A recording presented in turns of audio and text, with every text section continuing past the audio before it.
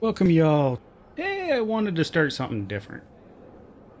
There was a game that just came out, or came out into early access, called Shenzhen I. And if you're not familiar with it, an interesting, I guess you would call it puzzle game, where you're kind of a engineer and you need to solve these puzzles using circuitry and assembly code, basically, as far as I understand it. All right. So I've already played through a little bit of this game to see if I would like it and enjoy it, and I decided to record it.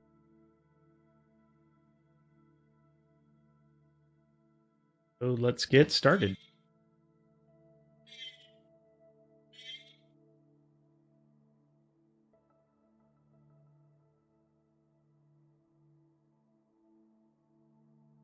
Oh, mail from big boss saying, yeah, yeah, rabble, rabble, or rah, rah, we like doing stuff, yay. Coworkers.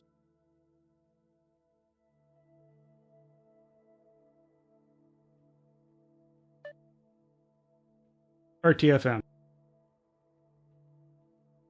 It's usually a good rule. Something I did in my senior design project in college quite a bit. And that's kind of the other fun thing about this is that this is kind of a game that's very up my alley.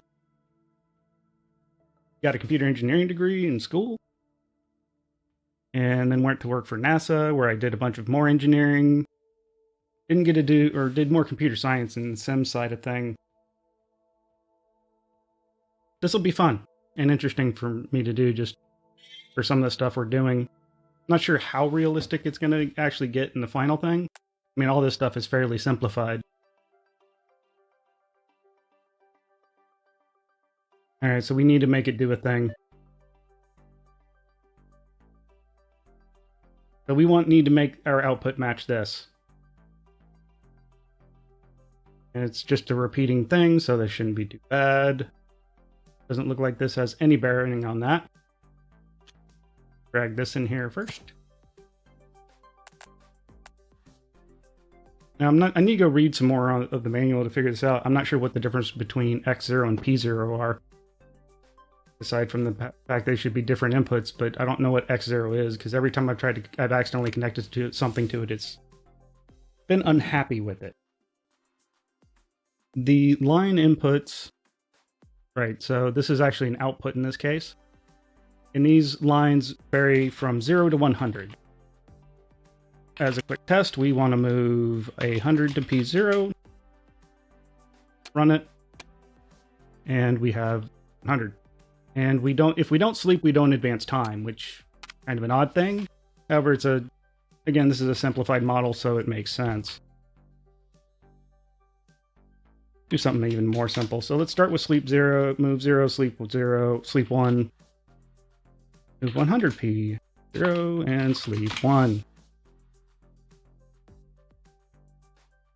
I can put breakpoints? If I can. Nifty. So, run. So each one of these little squares here is one time unit. So we set 0, slept 1, so we advance time. Then we set the output line to 100, as seen here, and slept 1, and we advance time. So this will just be a nice little square wave up and down over and over again. So more like a clock signal right now. We need to actually advance forward what it looks like 4. So we need to do 4 down, then 3. So 2 up. Sleep 4. But let's just try 4. Then we want to sleep 2. We move 0, sleep 1. We also have to give it a destination. So the way these work is, it's the instruction, the value or register if you want to copy contents from one register to another, and then the destination register. And this is just a sleep command for time units. I say time units because I don't have any scale on exactly how much time each one of these units is. Probably the most accurate way of putting that. So slept 2. We're going back down. And then we need sleep 1. And move 100 back to P0, sleep 1. And then at the end of this, it'll just loop again. So we should hit this and then do our 4-unit sleep. So let's hit play and see what happens. You can see we got the lights blinking like we want to, and looks like we're done.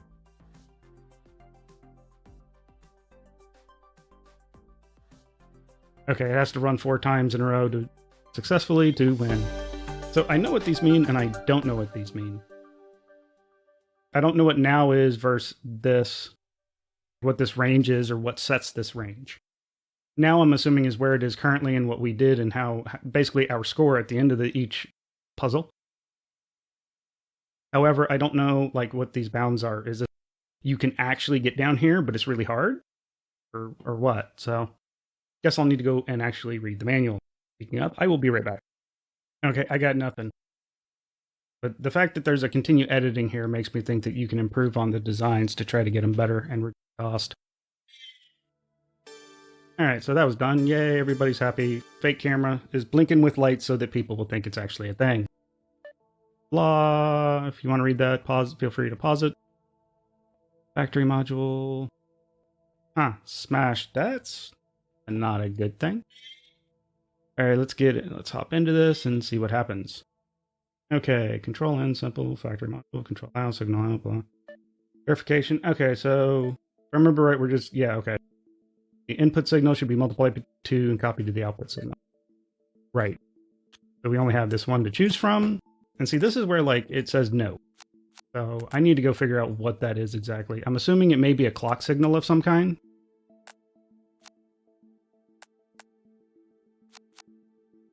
See, that's one of the things. Drawing in this is a bit odd. I think that's just because I haven't quite figured out all the semantics of it yet. Because I think this is a slightly more expensive way of doing it. Well, let's see. Looks like it's about the same either way. So now this time what we need to do is we need to take input signal P0, that to the accumulator, multiply the accumulator by 2. And yeah, this is some of the things where assembly gets fun because that's basically a magic function. And then we need to move P0 to P1.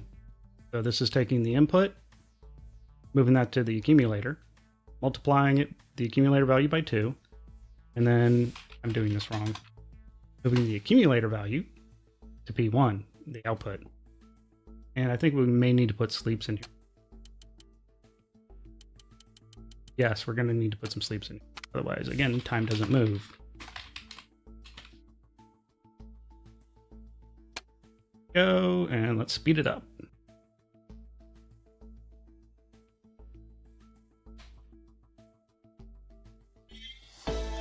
Yay. So again, I didn't find anything in the manual about it, so I still don't know what it's all about.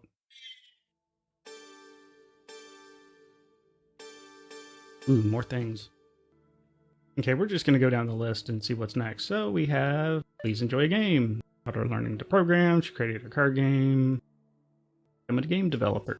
Quite the challenging patience game. Ooh. Wrecked. And she really takes after you. Alright, so the fun thing is go back to our desktop.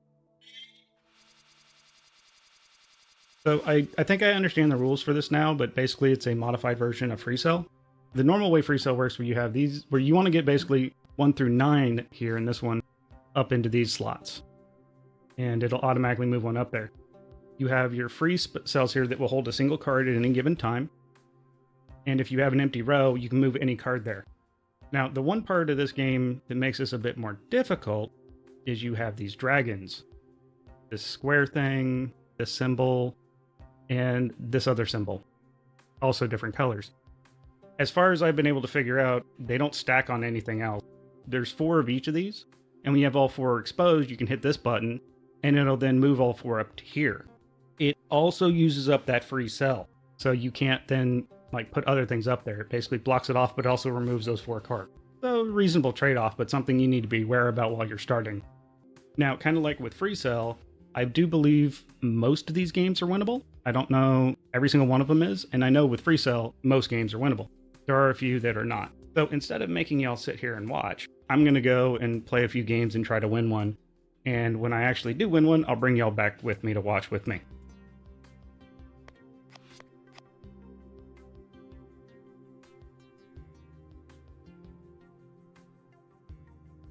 The game seems to be as much about trying to just deal with the dragons and keep them out of the way as much as anything else. Haven't quite figured out best rules for this yet. Ooh, it's nice. Yeah, do that. Basically a cell open. Now, before we go doing silly things, 5, do we need those yet? Where's our ones? We have one. That's not fun. Another one is buried below this dragon, so that's awesome. Okay, so this is kind of nice, but that also means that wherever this one goes, it's going to be there a while. So we need to be careful with what we do with that one. It opens up a red 2, though. We have our red 1 up there, so that could be nice just to kind of get handled and out of the way. 8 is there, so if we can get the 9 out, this kind of goes away and we can get to there. Another one's there. 1, 2 is there. So I think we can basically assume that these shall be locked in. Our red ones will be locked, and these are going to be locked for a bit. Oh, there. Move the 7 up, then the 3 there. But that doesn't really buy us much since our 1, 2 are there. So this actually, so leaving that 7 there actually is more helpful than us moving it right now, because it's a fairly high card that we can actually put a decent number of other things on top of. I think my current goal should be to kind of get to deal with these 2 columns right here. That in mind, that there, shuffle between these 2 well enough. Get you out of the way. We can move the 7 over. Yeah, so now we can actually just say move the 7 over here. And since this isn't normal free cell, I keep forgetting that we can do this. Okay. Now we want to get the 3 up and out of the way, or over there. And get that thing.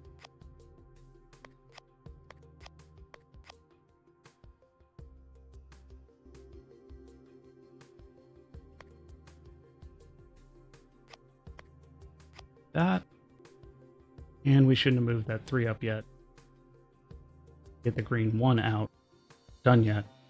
We have enough spots to actually... Oh. We can do that. Super helpful right now. Have a card somewhere we can move to get open and out of the way. I want that one. We do have 4...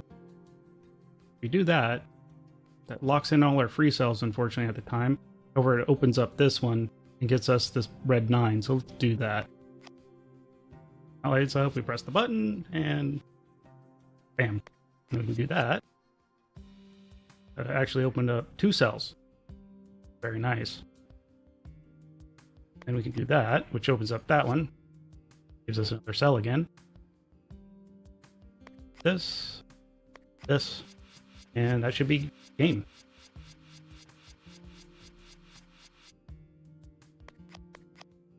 Bam. So it just takes a little bit of thought and planning to how you do it. I probably could do it a little bit better if I thought through it more, instead of just being like, that looks good, but and with some general rough rules of what my goals are. But there you go. Not that hard. It may just take you a few tries. Okay. And so nothing... I went and looked this up on the subreddit. If I remember right, it basically says, this game is great, I can't stop playing it. And then she says, I had to go uninstall it so that he would actually do work again. Aw. Alright, so let's see what we got. We got a new part. It's got a bigger number, so it must be better, right? We have 10 million of them. Good to know. I have no idea what that number is. Yeah, so I see that's like 90K. But what is that in some number that I understand? JSC Space Adventures Moscow. JSC, of course, is an abbreviation for Johnson Space Center in Houston, Texas, where Mission Control is located. All right, so let's see what's next. Make a pulse generator. It does stuff. Additional execution. Ooh, get to do branches and jumps.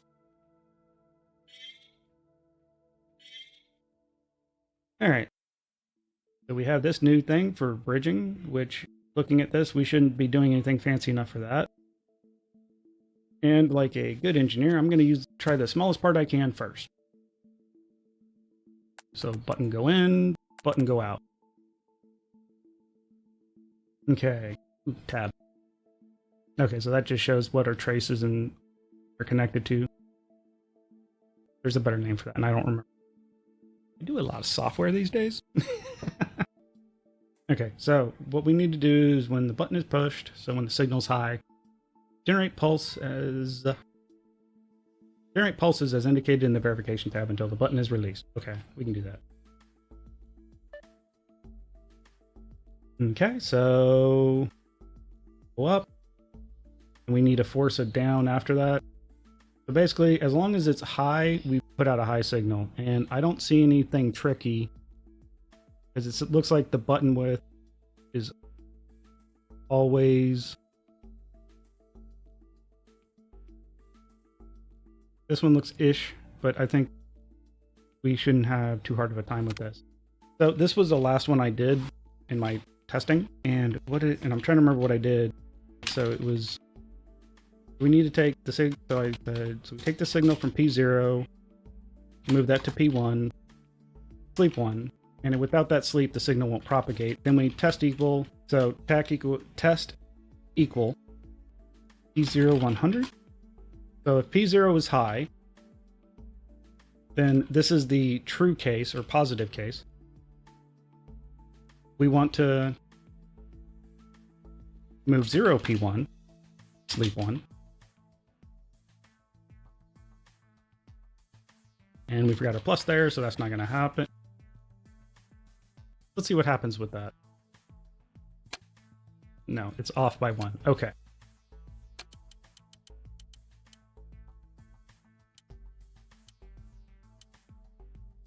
Right, because it took a second to propagate, and now it's propagated, so we're behind.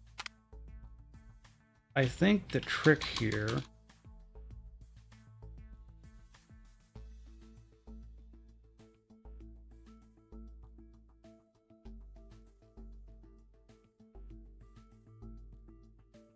habit.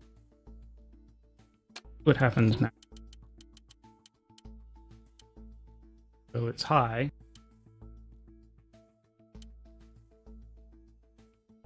Oh. Oops. I typoed a number. Set. Control click. Advance. Run. Okay. Step. Sleep 10. Also wrong.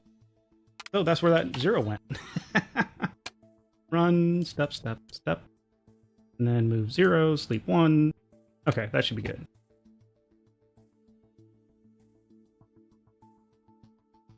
So, kind of a little silly way of doing it. Apparently it looks like you can get the power usage lower.